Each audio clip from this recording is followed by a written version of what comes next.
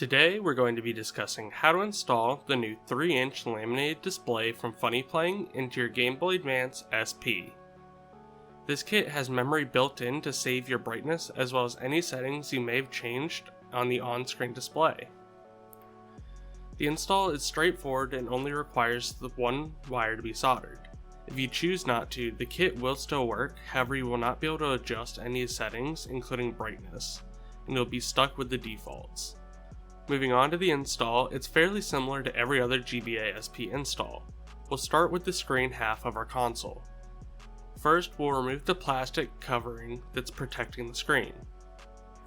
Next, we'll add the foam piece that's provided to the bottom of the screen. We then place our screen into the shell and connect our ribbon cable to the PCB. From there, we can fold the ribbon cable coming off the PCB. Finally, we place the back of our shell with the foam piece in place onto the screen.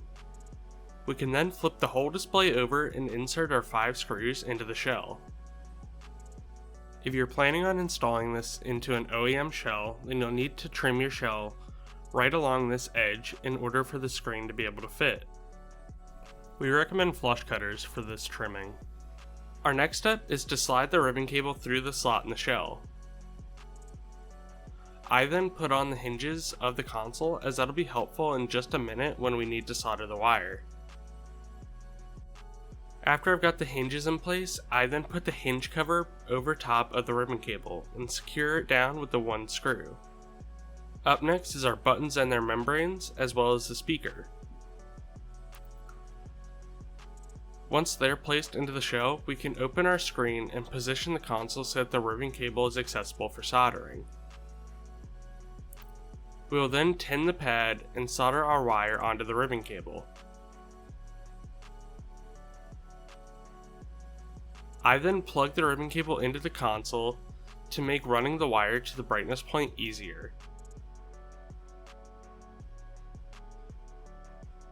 The wire from the ribbon cable will get soldered to Q12B. On the retroglow, you would solder to the bright point, as it's the same point. Finally, we can drop our motherboard into place in the shell and screw in the 3 screws before putting the back half of the shell on and securing it down with its 6 screws. Now we can test out our new screen. Hold down the brightness button to open the on-screen display.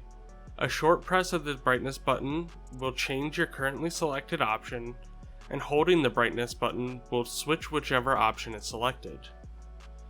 To close the on-screen display, simply don't press the brightness button for 10 seconds.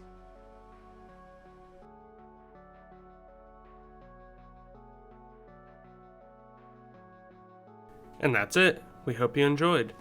If you'd like to see more content like this, please be sure to subscribe and check out our wiki in the description.